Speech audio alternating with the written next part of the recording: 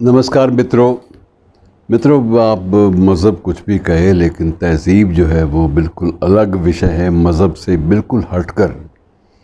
और एक कहावत के रूप में जिस व्यक्ति को हम अब तक याद करते रहे हैं, और अक्सर ये लगा है कि ये व्यक्ति सिर्फ़ कहावतों में ही है, इसका कोई भी ऐतिहासिक परिप्रेक्ष्य या ऐतिहासिक आधार नहीं है।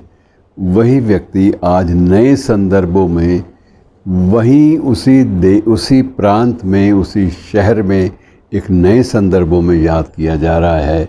वो संदर्भ जिनका उल्लेख पहले नहीं होता था और पहले सिर्फ़ एक मुहावरा था, बेहकीकत के रूप में उसका नवनिर्माण जो हो रहा है बिल्कुल एक हकीकत के रूप में, और ऐतिहासिक प्रमाणों के साथ हो रहा है। ये एक नई बात थोड़ी सी है। उस पात्र पर शोध भी चल रही है और अब पता यही चला है कि कम से कम आधा दर्जन जो शोध कार्य हैं वो उसी के जीवन पर आधारित हैं। पहले सिर्फ़ एक कहावत में वो जिंदा था, अब वो शोध पत्रों और शोध प्रबंधों में भी, रिसर्च पेपर्स में और पीएचडी के थीसिस जो रिसर्च वाले हैं उनमें भी वो जिंदा हो गया है। ये एक बहुत बड़ी बात है। शख्स नाम छज्जू भगत, पहले सिर्फ छज्जू राम भाटिया होता था, अब वो छज्जू भगत के नाम से इतिहास की नई किताबों में उसका नाम दर्ज होता है। पहले वह सिर्फ एक मुहावरा था कि जो सुख छज्जू दे चबारे वो बलख ना बुखारे।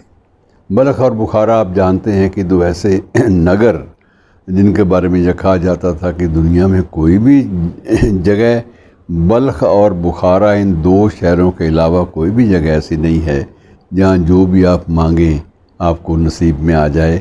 जितने भी सुख हैं आपको अगर किसी शहर, किसी कस्बे में आकर मिलते हैं, नसीब हो जाते हैं, तो बल्ख और बुखारा है। इतने अच्छे और सुख बांटने वाले नगर हैं दोनों के दोनों, लेकिन जो बल्ख और बुखारे का सुख है वह भी छज्जू के चौबारे पर मिलने वाले सुखों से कहीं ज़्यादा पीछे जो रह जाता है, कहीं ज़्यादा पिछड़ जाता है। अब ये छज्जू, जो कल तक छज्जू राम भाटिया था, वो एकाएक छज्जू भगत कैसे बन गया, इस बात का उल्लेख बड़ा दिलचस्प हो रहा है। जो जो शोध आगे बढ़ता है त्यों त्यों इसकी दिलचस्पियां जो है इसकी पात्र के बारे में बढ़ती जाती हैं। अब ये स्थिति ये है कि कट्टरपंथी इस्लामियों के हल्के से विरोध के बावजूद, छोटे से विरोध के बावजूद किसी की हिम्मत नहीं पड़ती कि वो छज्जू राम भाटिया की समाधि या छज्जू का, जिसे अब मंदिर कहते हैं इस वक्त, आप छज्जू का मंदिर, छज्जू भगत का मंदिर, तो वो उसके साथ कुछ छेड़छाड़ करे, आप किसी की हिम्मत नहीं पड़ती। बीच में एक साजिश हुई थी कि इसको जो मेयो अस्पताल है वहाँ पर, या मेयो मेडिकल कॉलेज है, उसका एक हिस्सा बना दिया जाए, क्योंकि ये बिल्कुल मेयो अस्पताल के साथ इस चौबारे की जो दीवार है वो मेल खाती थी। लेकिन वो सारे के सारे प्रयास, वो साजिशें कट्टरपंथियों की वो सफल नहीं हो पाईं, और छज्जू अपनी पूरी गरिमा के साथ अपने उसी चौबारे पर आज भी अपने नेक नाम के साथ ज़िंदा है। अब थोड़ा सा मैं आपको ज़रा थोड़ा सा और बता दूं। एक इतिहासकार है वहाँ का, बड़ा चर्चित, नाम है सैयद मोहम्मद लतीफ़। इतिहासकार भी है और सूफ़ी विचारक भी इसको बोलते हैं। तो सैयद मोहम्मद लतीफ़ ने पूरा विवरण एकत्र करके अपने पाठकों और अपने श्रद्धालुओं के बीच में दिया है। उनके द्वारा किए गए संकलित विवरण के अनुसार ये मेयो अस्पताल, और वहाँ पर एक सराय थी, रतनचंद सराय के दक्षिण में, और मेयो अस्पताल के बिल्कुल करीब ये स्थान है जिसे छज्जू का चौबारा कहा जाता है। अब उसका जीवन काल जो है ये शुरू हो जाता है जहांगीर के अंतिम दिनों से, और ये शाहजहां के काल में भी इसका जो जीवन वृत्त है वो निरंतर चलता जाता है। छज्जू कौन था? वैसे तो हम जिक्र इस बारे में पहले कर भी चुके हैं, लेकिन फिर भी एक बार दोहरा लेते हैं। जब जिक्र है तो हमें दोहरा लेना चाहिए, ताकि वो दोबारा फिर से नए सिरे से आपको पुराना कोई एपिसोड, पुराना प्रकरण ना खोलना पड़े। तो ये एक समृद्ध स्वर्णकार था, और उस समृद्ध स्वर्णकार के जो व्यवसाय था उसका, स्वर्णकार का एक सुनार के रूप में, वो नीचे की मंजिल पे होता था, ग्राउंड फ्लोर पर। और उसकी जो पहली मंजिल थी, पहली मंजिल के एक भाग में उसका सादा सा निवास, और दूसरे भाग में वो छज्जू का चौबारा जो इतिहास के पन्नों में अंकित हो गया वो स्थान होता था।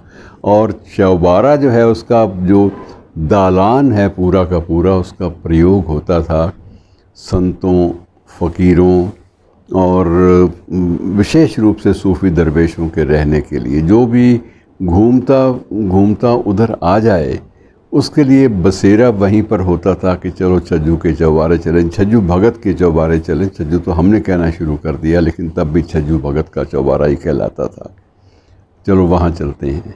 तो यहाँ छज्जू भगत की एक प्रवृत्ति बन गई थी कि जो भी फ़कीर आ गया है उसके पाँव तक धोने हैं, पाँव धोने के बाद उसकी सेवा करनी है, उसको अच्छा खाना खिलाना है, उसकी तबीयत के अनुसार, उसकी चाहत के अनुसार।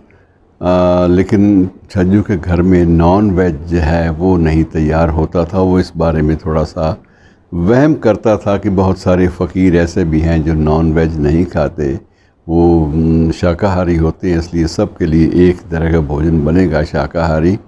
और शाकाहारी भोजन, लेकिन सबके अपने अपने टेस्ट के अनुसार।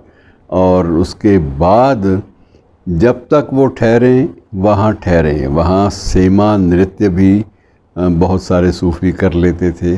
बहुत कुछ होता था, लेकिन उसके बाद ये होता था कि जब भी वो जाने लगते तो उनकी वो नम आँखें होती और उनको लगता कि हम किसी अपने बसेरे से उजड़ कर जा रहे हैं। उनको ये एहसास मनों में जागता। और तब दो चीज़ें छज्जू भगत उनको दिया करते। एक तो थोड़े सिक्के, ताकि रास्ते में कोई दिक्कत ना आए, जहाँ भी वो रुकें रहन बसेरा करें, उनकी जेब में 4 पैसे हों, 4 सिक्के हों, जिनसे वो किसी भी खाने पीने की चीज़ के मोहताज ना हों। और दूसरा 2 चोगे सबको, हर फ़कीर को दिया करता था, ताकि ये जो आया है तो इसका सम्मान वस्त्रों से भी किया जाना चाहिए। तो उसको वस्त्र भी और कुछ नकदी भी, सिक्के भी, और सिक्कों के अलावा साथ ही उनको रास्ते के लिए कुछ मेवे, कुछ खाद्य पदार्थ, कोई थोड़ा बहुत चावल, कोई दाल, कोई नमक की पुड़िया और थोड़ा बहुत देसी घी, ये सब चीज़ें फ़कीरों के झोले में डाल दी जाती, ताकि फ़कीरों को कहीं भी रात हो जाए तो उनको भूख ना सताए, भूख सताए तो उनके पास उसका इलाज हो, और जहाँ भी वो बैठे वहीं मस्ती के साथ अपना खाना भी बना लें या बनवा लें किसी श्रद्धालु से। तो ये एक प्रकार से उसकी एक जो डिवोशन थी, समर्पण भाव था उसमें, एक पूरा का पूरा वो गज़ब का था।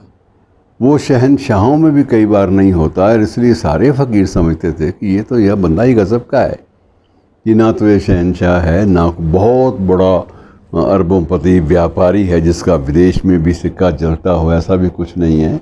और ये एक सामान्य समृद्ध व्यापारी है जो 4 पैसे हम पर खर्च कर सकता है, 4 कमाता है और कोशिश करता है कि 6 पैसे खर्च करूं, थोड़ा सा अपनी जेब से भी खर्च करने में संकोच नहीं करता। तो ऐसे व्यक्ति का गुणगान करते हुए सारे के सारे फ़कीर वहाँ से जाते। और मित्रों, आज ये है कि आज इतिहासकारों और शोधार्थियों के हस्तक्षेप से उसकी कोई भी ईंट जो है वो उखाड़ी नहीं जा सकी, कोई भी ईंट।